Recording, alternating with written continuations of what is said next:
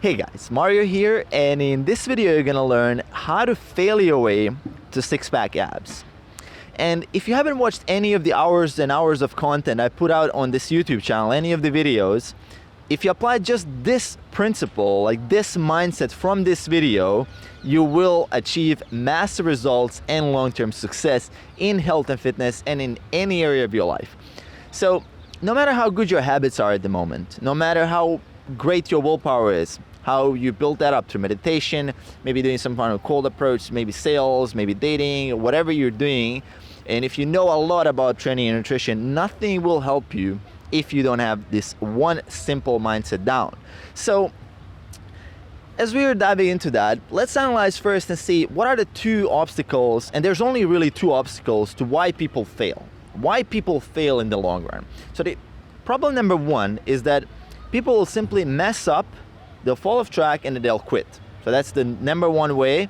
The number two way is they won't start in the first place because they're just gonna feel like they're paralyzed by the amount of information, or they're simply just thinking that the change is too hard, right? There's only these two ways that you can really fail.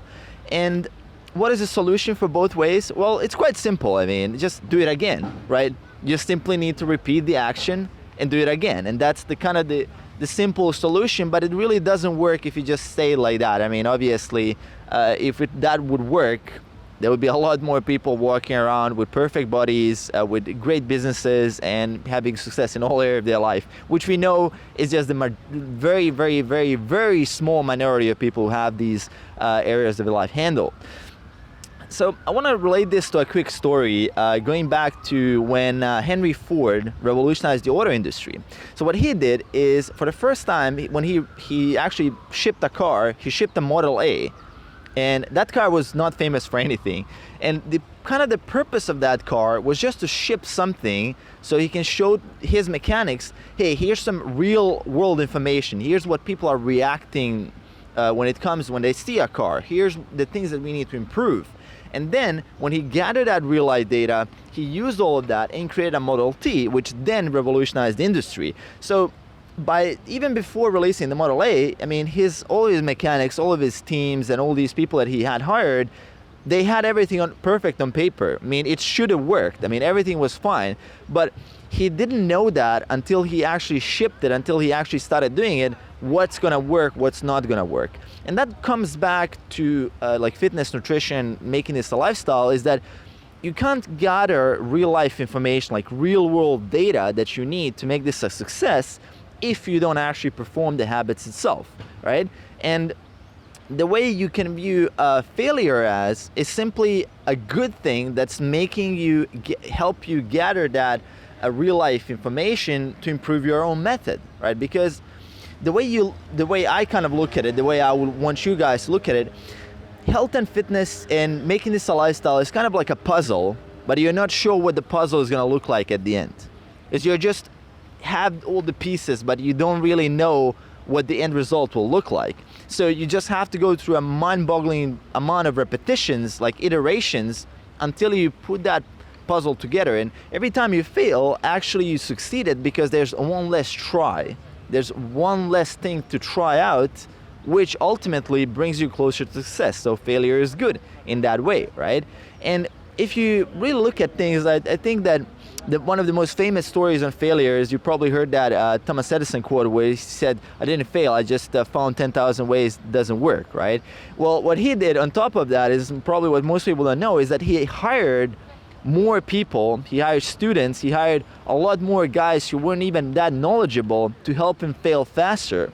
So not only failure is good, but you need to fail faster in order to achieve success. Because if you don't fail fast enough, it's gonna take you too long to actually figure this out. So while you're still doing it, you should be happy that you're falling off track very frequently, because you're finding all these things that you can improve your method, that you can improve your lifestyle. So that's kind of the mindset that I want you guys to have, is when you approach this. You're like a scientist with like a lab coat on, and then you're trying to figure out the right formula. You're trying to figure out the perfect formula, and all these experiments that you're doing with yourself, with your diet, with your nutrition, with how many days a week you're going to the gym, which exercise you're using, and all these things, while you're trying to figure out what is consistent, that's kind of your experimentation. And once you nail down that perfect formula, bam, it just all falls into place, and then it becomes very, very enjoyable and very sustainable, which is the most important thing, like sustainability, like consistency.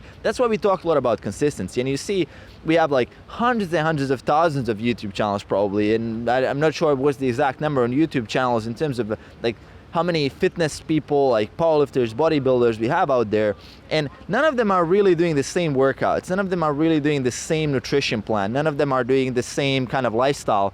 But what is the single one thing that is making us all kind of part of the same thing is that we all have consistency. We're just consistently doing the action non-stop, regardless of all the differences, and there's always going to be differences, and this is a unique sport that will only apply to you, and you need to find out your own way and improve your knowledge and make it sustainable. And if you have this mindset that failure is good, that you just simply have to go through a number of iterations until you find out your perfect formula.